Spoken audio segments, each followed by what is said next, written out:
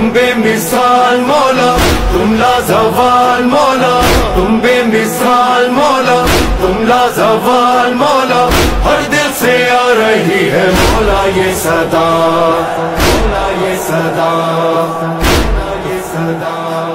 ہوگا جب بیدار یہ زمانہ یا حسین، ہوگا جب بیدار یہ زمانہ یا حسین، سارے جہاں کے پر ہوگا ہوگا یا حسین۔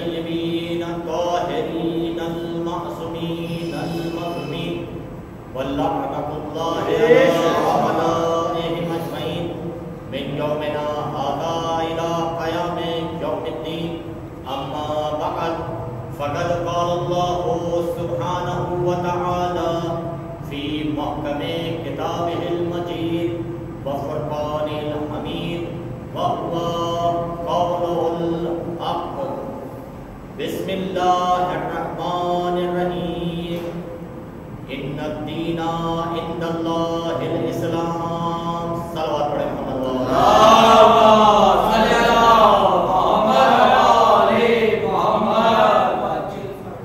ارباب اعزاز معزز سامعین کرام، کیونکہ یہ مجلس اعزاز اصحاب ثواب کے حوالے سے منعقد کی گئی ہے، لہذا ہم نے قرآن مجید کی مشہور و معروف آیت تلاوت کرنے کا شرف حاصل کیا کہ جس میں پروردگار ارشاد فرما رہا ہے ان الدین عند اللہ الاسلام، اللہ کے نزدیک اگر کوئی دین ہے تو اس کا نام اسلام ہے۔ ہم اور آپ جس دنیا میں زندگی گزار رہے ہیں وہ دنیا عارضی دنیا ہے، اور ہم نے اس دنیا کے بعد ابدی اور حقیقی دنیا میں منتقل ہونا ہے۔ اسی منتقل ہونے کا نام ہے انتقال۔ انتقال کہتے ہیں کہ ایک جگہ سے دوسری جگہ منتقل ہو جانا۔ جب انسان اس عارضی دنیا سے ابدی سفر کے لیے ابتدا کرتا ہے تو ہر انسان اپنے سفر کے لیے تیاریاں کرتا ہے، اور وہ چیزیں جو اس کو سفر میں مددگار ثابت ہونے والی ہوتی ہیں وہ اپنے ساتھ ان اشیاء کو لے کے جاتا ہے۔ ایک چھوٹے سے سفر میں بھی انسان جانے کے لیے سفر کی ضروری اشیاء کو اپنے ساتھ رکھتا ہے کہ اگر مجھے سفر میں ان کی ضرورت پڑی تو میں ان سے مستفید ہوں۔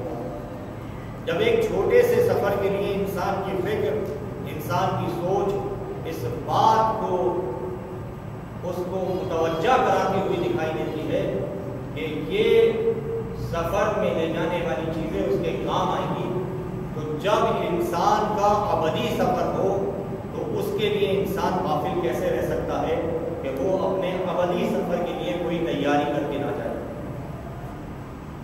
یہاں جو زندگی ہے اور اس کے بعد جو زندگی شروع ہونے والی ہوگی، ان دو زندگیوں کے درمیان ایک عالم ہے جس عالم کا نام ہے عالم برزخ۔ عالم برزخ کیا ہے؟ اور یہ ان دو زندگیوں کے درمیان کا حصہ کہ جو عالم برزخ میں انسان گزارے گا، چھٹے امام جعفر صادق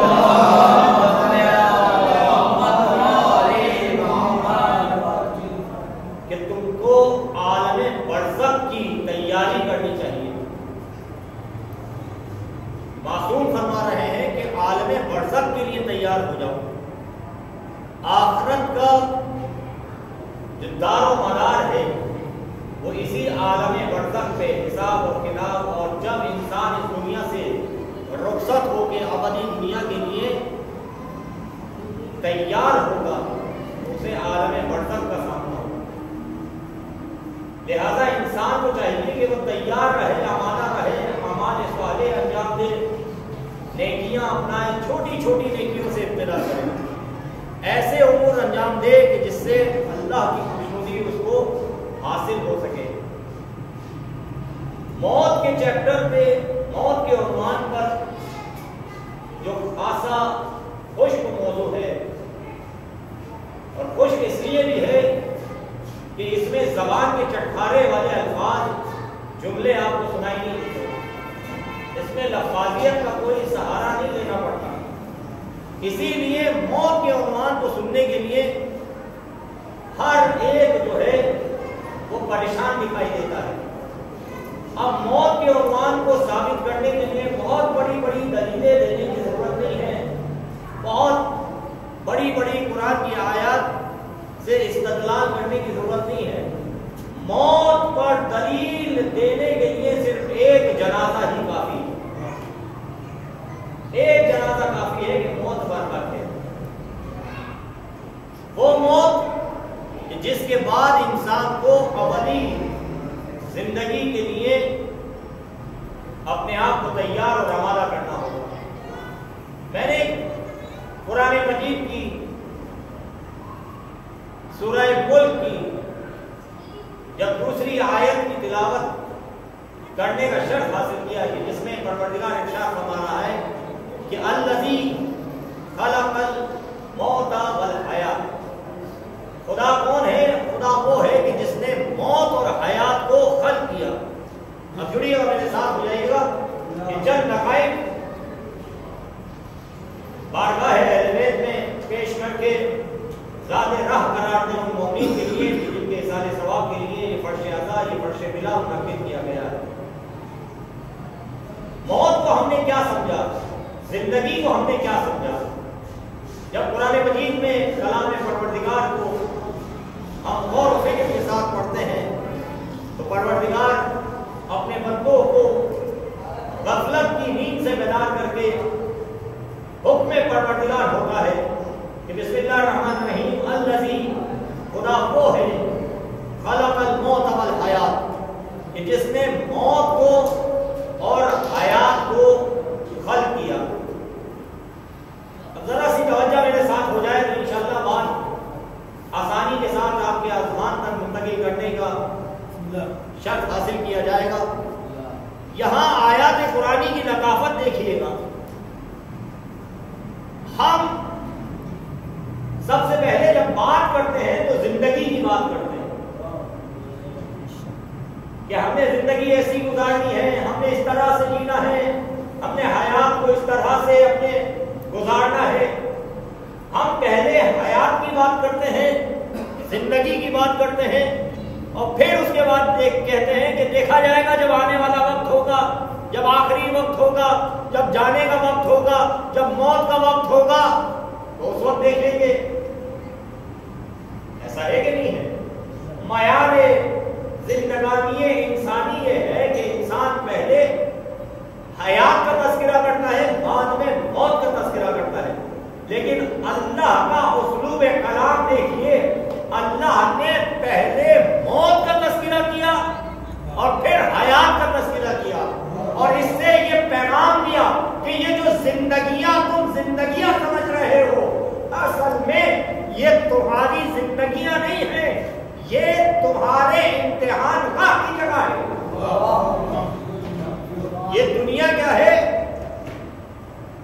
معصوم علیہ السلام فرماتے ہیں الدنیا مزرعۃ الآخرہ، دنیا کیا ہے؟ آخرت کی کھیتی ہے۔ دنیا کیا ہے؟ آخرت کی کھیتی ہے۔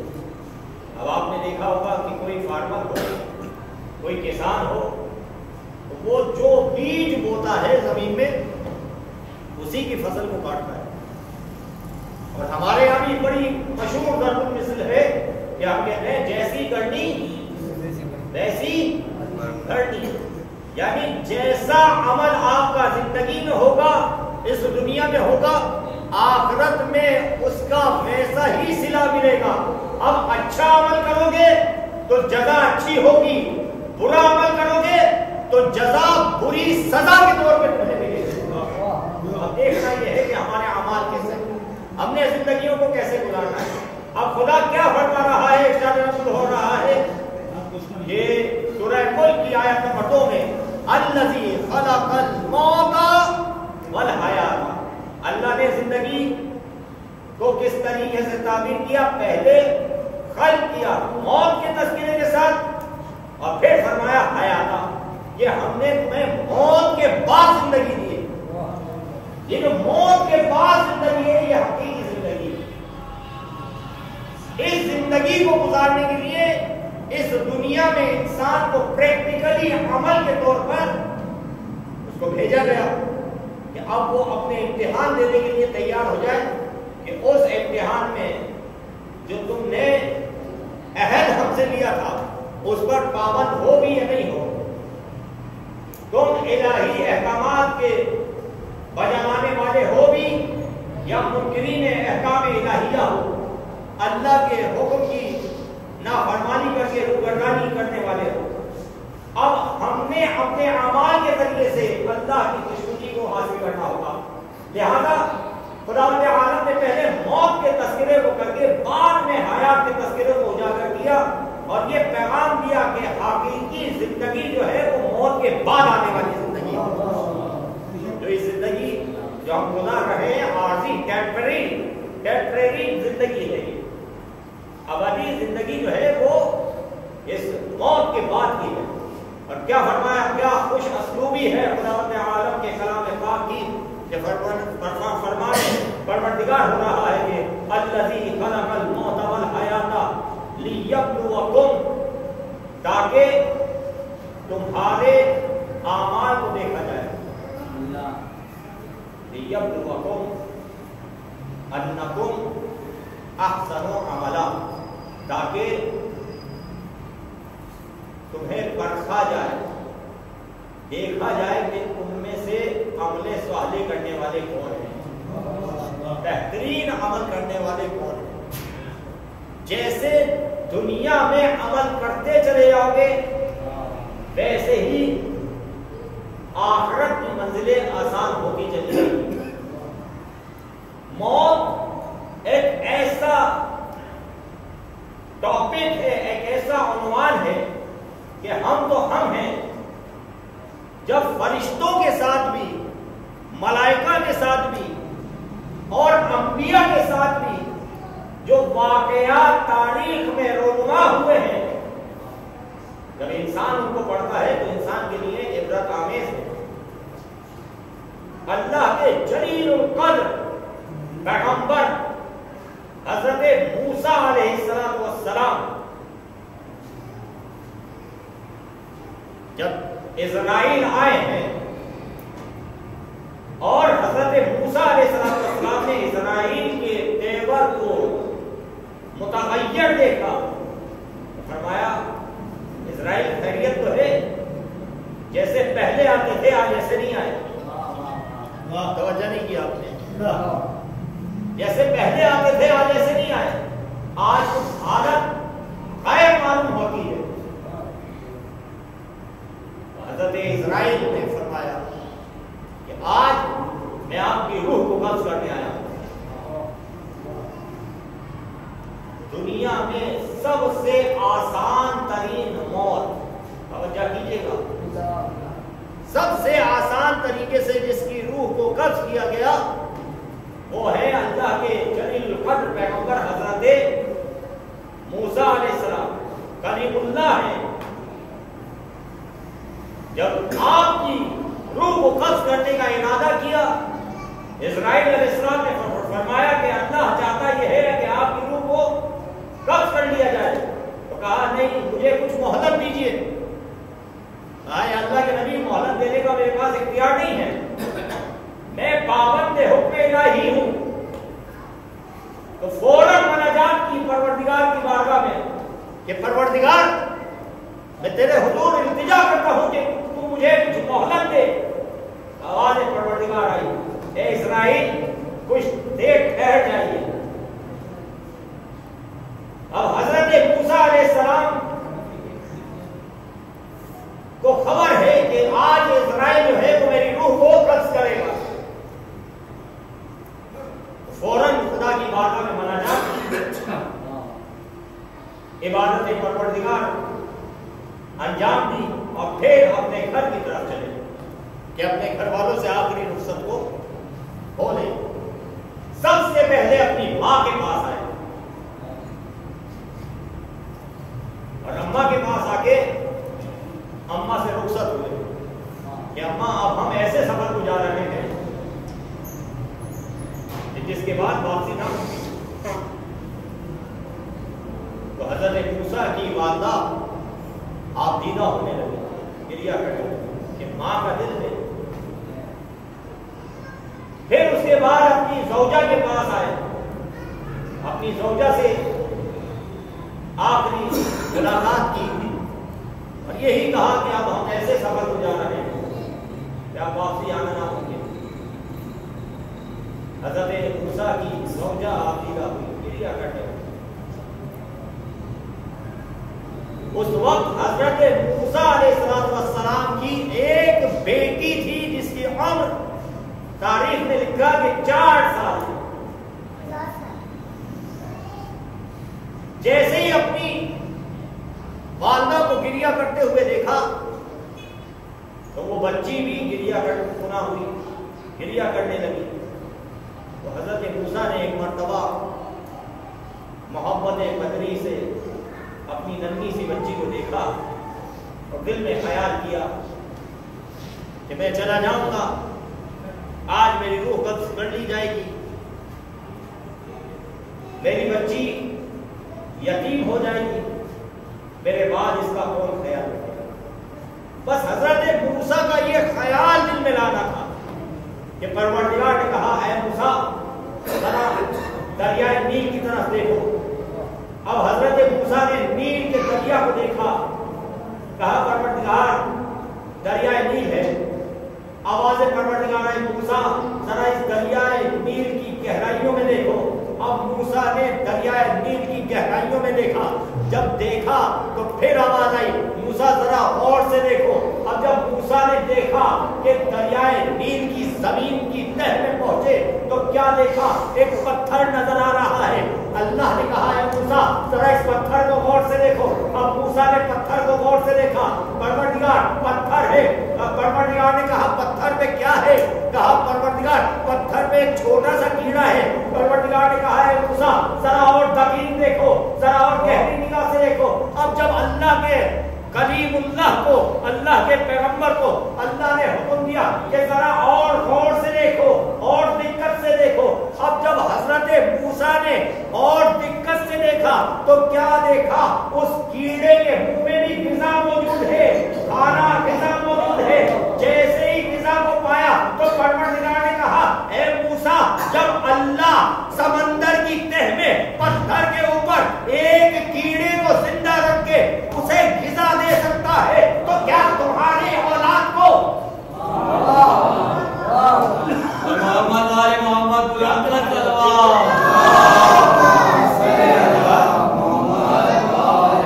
ایسے ہی چھوڑ دے گا؟ لہذا تیاری کیجیے. اب حضرت موسیٰ نے جناب اسرائیل کے سامنے آ کے کہا اے اسرائیل آپ ہماری روح کو کیسے نکالیں گے؟ تو حضرت اسرائیل نے کہا کہ ہم آپ کے دہن سے آپ کی روح کو نکالیں گے. تو حضرت موسیٰ کلیم اللہ نے کہا کہ تم کس طرح سے میرے منہ سے، میرے دہن سے میری روح کو نکال سکتے ہو جبکہ میں اس دہن سے اپنے رب سے کلام کیا کرتا ہوں. کہا کہ اے موسیٰ ہم آپ کے پیروں سے آپ کی روح کو نکال دیتے ہیں. حضرت موسیٰ نے کہا کہ کس طرح سے تم میرے پیروں سے میری روح کو نکال لو گے؟ ان پیروں سے میں چل کے کوہ دور پہ جاتا تھا اور اللہ سے کلام کیا کرتا تھا. پھر فرمایا اے موسیٰ ہم آپ کے ہاتھوں سے آپ کی روح کو نکال دیتے ہیں.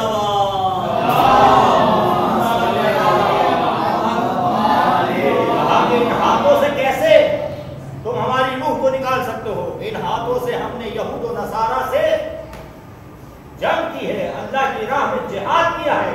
تم ان ہاتھوں سے کیسے روح کو نکال سکتے ہو؟ آواز پروردگار آئی اے اسرائیل آپ ایک پھول اللہ نے کہا کہ اس کے ذریعے سے جناب موسیٰ کو سنگھائیے اور اس پھول کے ذریعے سے اللہ کے کریم اللہ نبی کی روح کو قبض کر لیجیے. میں کہوں گا کہ دنیا میں سب سے آسان طریقے سے جو روح قبض کی گئی وہ حضرت موسیٰ علیہ السلام کی روح ہے جسے اللہ نے ایک پھول کے ذریعے سے جو ہے روح کو قبض کرایا. اور جب حضرت موسیٰ علیہ السلام سے پوچھا گیا کہ آپ نے موت کو کیسے پایا تو حضرت موسیٰ علیہ السلام نے فرمایا کہ میں نے موت کو ایسے پایا کہ جیسے ایک زندہ بچپن سے اس کی کھال کو اتار لیا جا رہا ہو. اللہ اکبر. کی قسم دقت کیجیے نظر کیجئے کہ جس کی سب سے آسان ترین موت ہو وہ یہ کہتا ہوا نظر آئے کہ ایسے ہم نے پایا موت کو کہ جیسے زندہ ہوسفن کے جسم سے اس کی کھال کو کھینچ لیا گیا. ہم کہاں ہیں؟ ہم کیوں اتنے غفلت میں ہیں کہ ہم دنیا میں اتنے مغرور ہو گئے کہ ہم نے آخرت کی کوئی تیاری نہیں کی. موت سے فرار کرنا ممکن نہیں ہے. جہاں چلے جائیں موت نے آ گھیرنا ہے. اگر آپ تاریخ کی طرح متوجہ ہوں تو آپ کو یہ واقعہ ملے گا تاریخ میں کہ اللہ کے نبی حضرت عیسیٰ علیہ السلام کہ جن کی محفل میں کئی لوگ آیا کرتے تھے, کئی حرکت آیا کرتی تھی, تو حضرت عیسیٰ علیہ السلام کی محفل میں غزب میں آپ کے حواری ہوا کرتے تھے, آپ کے چاہنے والے ہوا کرتے تھے. تو ایک دن حضرت موسیٰ علیہ السلام کی محفل سجی ہوئی ہے, حضرت عیسیٰ علیہ السلام کی محفل سجی ہوئی ہے, اور آپ کے حواری محفل میں رونق افروز ہیں. کیا دیکھا کہ ایک شخص ہے جو حضرت عیسیٰ علیہ السلام کے ایک حواری کو گھور گھور کے دیکھ رہا ہے, گھور گھور کے دیکھ رہا ہے. اور حضرت عیسیٰ علیہ السلام کے حواری کو پریشانی ہوئی, اور جیسے ہی محفل برخاست ہوئی وہ شخص باہر گیا تو حواری فوراً حضرت عیسیٰ علیہ السلام کے پاس آئے اور فرمایا, اے اللہ کے نبی, کیا آپ نے دیکھا نہیں وہ شخص کس طرح سے مجھے گھور گھور کے دیکھ رہا تھا؟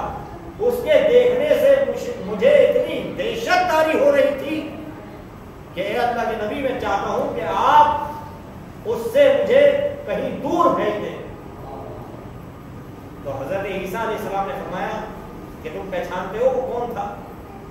کہا نہیں, میں اسے نہیں پہچانتا.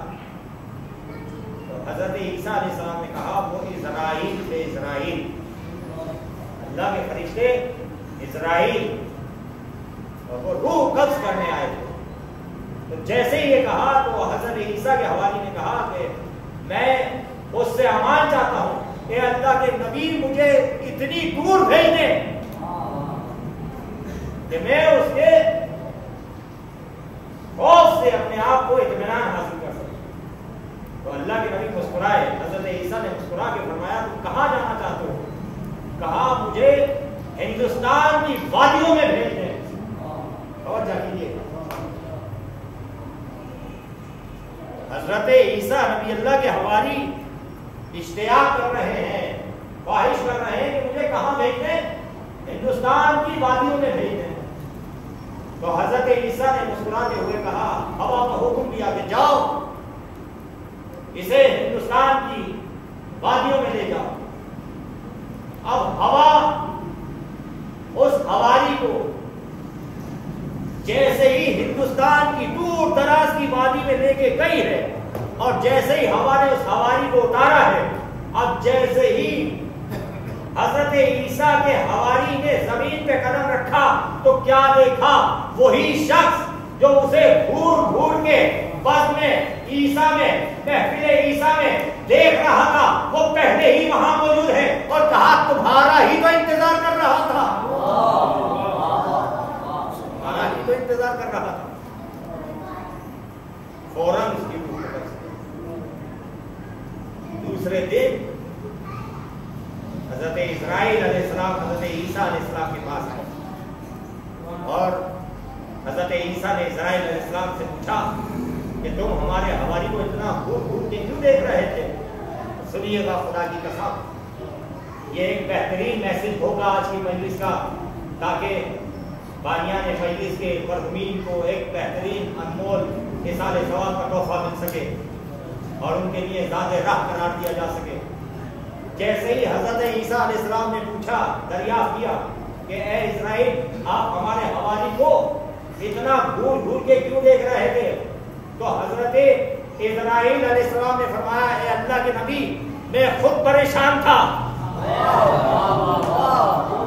میں خود پریشان تھا کہ یہ اتنی دور اللہ نے مجھے حکم دیا کہ آج اس شخص کی روح جو ہے ہندوستان کی وادیوں میں سے تمہیں قبض کر کے لانی ہے۔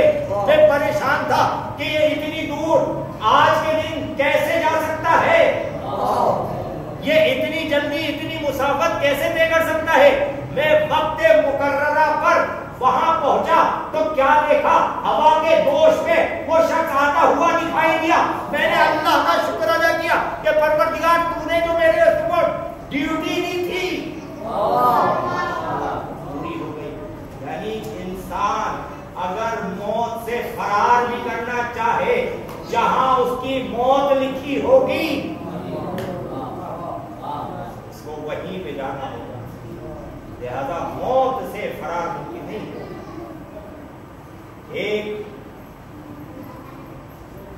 وہ حوالی ہے جو صحبت نبی میں رہتے ہوئے موت سے دور جانے کو آمادہ ہے، اور ایک طرف وہ لوگ ہیں کہ جو کربلا میں موت کے لیے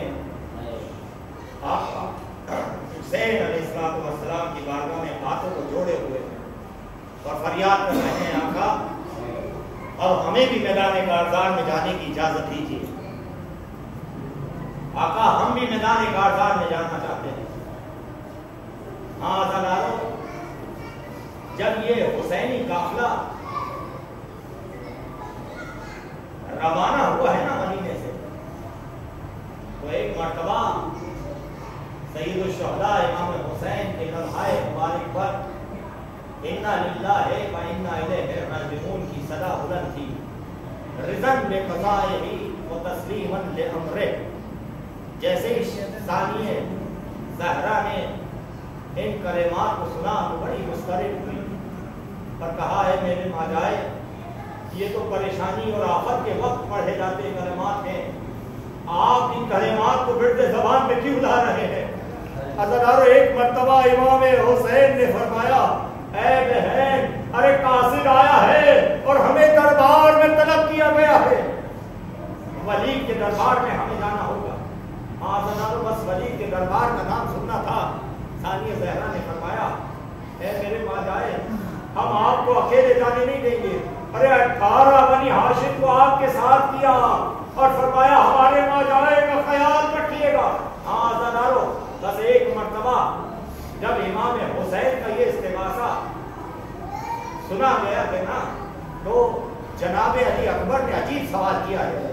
نوجوانوں میں کہوں گا خدا کی قسم، اس سے انمول آپ کو نوجوانوں حوصلہ نہیں مل سکے گا جو جناب علی اکبر نے آپ نوجوانوں کے سپرد یہ حوصلہ کیا۔ جناب علی اکبر نے فرمایا الاسنا علی الحق، آئے بابا جان کیا ہم حق میں نہیں ہیں؟ تو امام حسین نے فرمایا واللہ علی الحق، اے علی اکبر ارے ہم سے بہتر حق میں اور کون ہوگا، بس یہ سننا تھا۔ جناب علی اکبر نے فرمایا بابا جان پھر ہمیں کیا فکر ہے، ارے موت ہم پہ آ جائے یا ہم موت پہ جا گرے، پھر تو موت شہد سے زیادہ شیریں ہے۔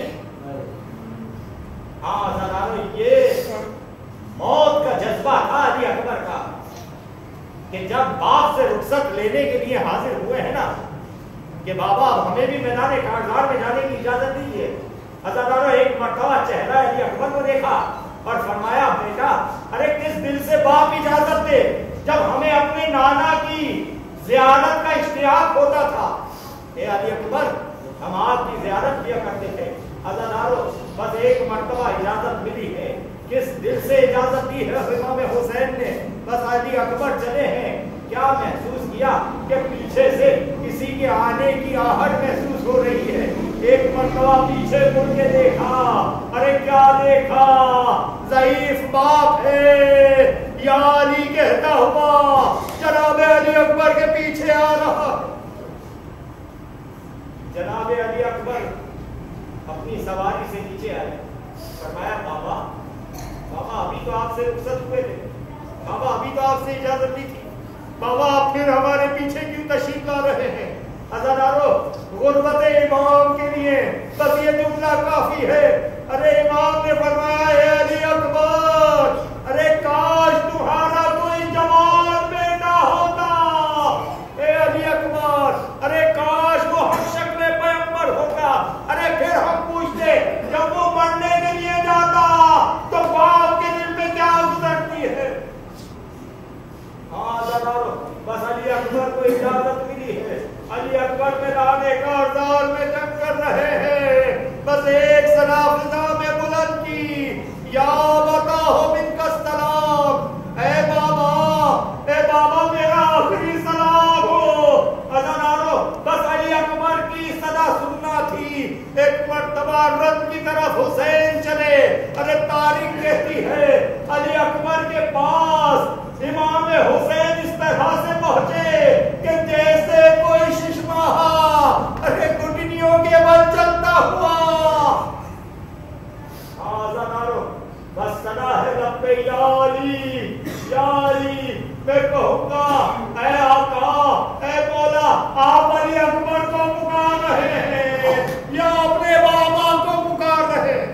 عزادارو علی اکبر کے درمیان پہنچے ہیں حسین اور اپنے رخسار کو جناب علی اکبر کے رخسار سے بس کیا، علی اکبر کے رخساروں کو بوسہ دیا، پیشانی کو بوسہ دیا۔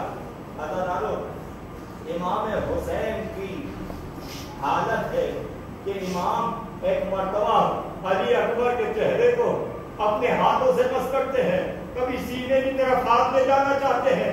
علی اکبر نے ایک مرتبہ بابا سے کہا اے بابا اپنے ہاتھ کو سینے کی طرف نہ لے کے آئیے گا۔ کہاں عزادارو بابا نے امام مظلوم کربلا نے ایک مرتبہ کہا علی اکبر ذرا سینے سے ہاتھ تو ہٹائیے، کہا بابا یہ ہاتھ نہ ہٹائیے گا، اے بابا یہ ہاتھ نہ ہٹائیے گا۔ عزادارو بس ہاتھ ہٹایا گیا، کیا دیکھا کہ برچھی کا پھل علی اکبر کے کلیجے میں پیوست تھے۔ عزادارو علی اکبر نے فرمایا بابا اس برچھی کے پھل نے بڑی اذیت مجھے رکھی ہے، بابا بڑی تکلیف دی ہے۔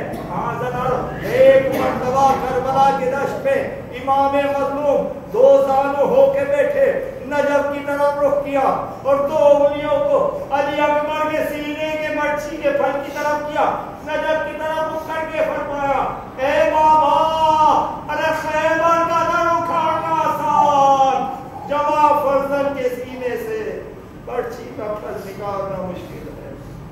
الا لعنت اللہ علی القوم الظالمین۔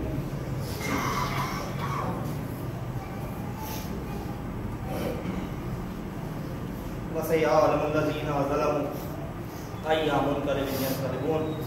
بارہا تجھے واسطہ ہے محمد و آل محمد کا، جو ذکر محمد و آل محمد اس فرش عزا کے خیر پیش کیا گیا ہے، پروردگار اس کا جو بھی اجر و ثواب ہے وہ مرحوم شہید شبر حسین مرزا ولد ذاکر حسین مرزا نوید احمد جوکھیو ولد علی احمد، ڈاکٹر محمد الیاس خان ولد محمد حیات خان ولد عبدالغفور خان، محمد اسحاق خان، شفقت جہاں بنت عبدالشکور اور دیگر مومنین و مومنات کی ارواح کو عطا فرما۔ بارہا تجھے واسطہ ہے محمد و آل محمد کے صدقے میں ان تمام مرحومین کو جنت الفردوس میں اعلیٰ مقام عطا فرما، حوض کوثر سے سیرابی عطا فرما۔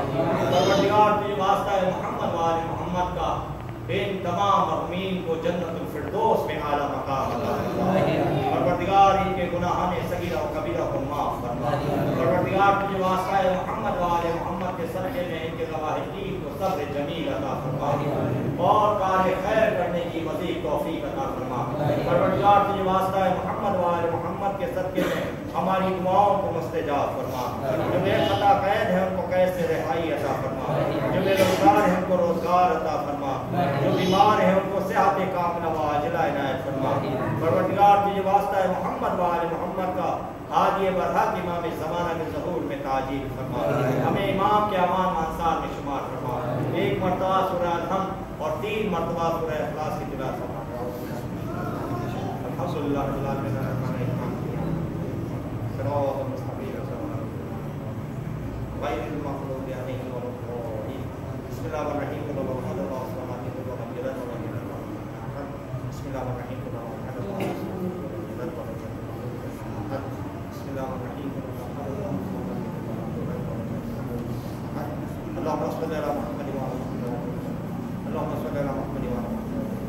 پروردگار سے فاتحہ کو ہدیہ کرتے ہیں چاہتا حسین علیہ السلام کی بارگاہ میں اس کے عوض میں جو بھی ثواب ملے شہید شبر حسین مرزا ود ذاکر حسین مرزا نوید منجوکیو ود علی احمد محمد الیاس خان محمد حیات خان ود عبدالغفور خان محمد اسحاق خان شفقت جہاں بنت عبدالشکور اور میرے والد محترم سید غزل مرسل زدی ابن سید انوار حسین زدی اور دیگر مرحومین مومنین و مومنات کی ارواح عطا فرما. بسم اللہ الرحمن الرحیم.